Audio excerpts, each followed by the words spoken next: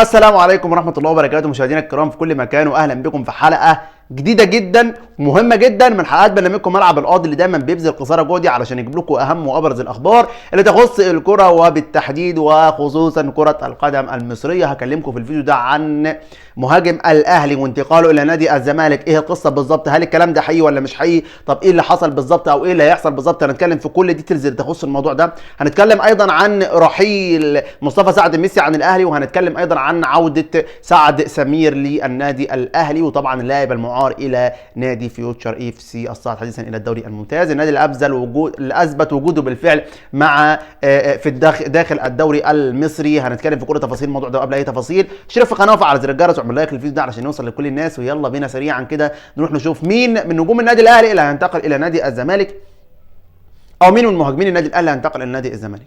باختصار شديد جدا كده يا جماعه، بعض الناس بدات تتكلم على فكره رحيل حسين الشحات لاعب النادي الاهلي، رحيله ما قالوش نادي الزمالك، ولكن البعض الاخر اتكلم في فكره مميزه جدا وقال لك ان نادي الزمالك هياخد حسين الشحات بما انه لاعب مميز ولاعب كويس، وبالتالي في بعض المصادر قالت ان حسين الشحات مرشح وبقوه لنادي الزمالك، وفيريرا المدير الفني لنادي الزمالك ونادي الزمالك بادارته بيفكروا في الموضوع وبيدرسوا الموضوع. الكلام ده حقيقي ولا مش حقيقي؟ اقول لك ان الكلام ده مش حقيقي على الاطلاق، واي حد يقول لك ان الكلام ده حقيقي باي شكل او بشكل او باخر انسى خالص الكلام ده، لان الكلام ده مش حقيقي. ليه بقى؟ لان رد فيريرا اصلا، لان فيريرا يا جماعه عامل بلان او عامل خطه، الخطه دي بتقول ان انا عايز لعيبه سنها صغير، عايز الاعمار ما تزيدش عن كذا، وبالتالي حسين الشحات سنه عدى 30 سنه، وبالتالي الموضوع اصبح من اصعب الى اصعب عشان ينتقل الى نادي الزمالك. بما ان اصلا في مصدر تاني وضح وقال ما فيش اي كلام حقيقي بخصوص الموضوع ده تماما، ولا اتكلمنا في الموضوع ولا اتعرض علينا من اساسه، فالقصه باختصار كده ملهاش اي علاقه.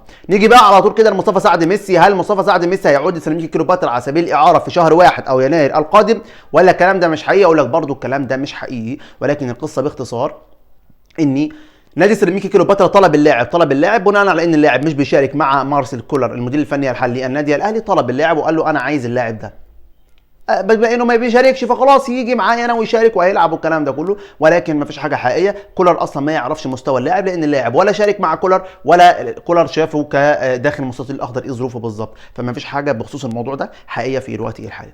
طيب سعد سمير هيعود؟ لا. اي حد يقول لك ان سعد سمير هيرجع، لا، لان النادي الاهلي مش محتاج لسعد سمير في الوقت الحالي. سعد سمير عايز يرجع من بكره الصبح، لو قلت له هيرجع زي التاكسي كده، زي الطياره، هيرجع على النادي الاهلي، لانه طبعا مكانه واصحابه وحبايبه بقاله سنين كتير جدا داخل القلعه الحمراء، فتعود على كده فعايز يرجع، فده شيء طبيعي جدا. ولكن النادي الاهلي مفيش اي مصدر اساسي قال ان اللاعب هيرجع، ولكن مارسيل كولر قال ان اللاعب مش محتاجينه في الوقت الحالي. ده كان الفيديو باختصار، لايك للفيديو ده علشان يوصل للناس.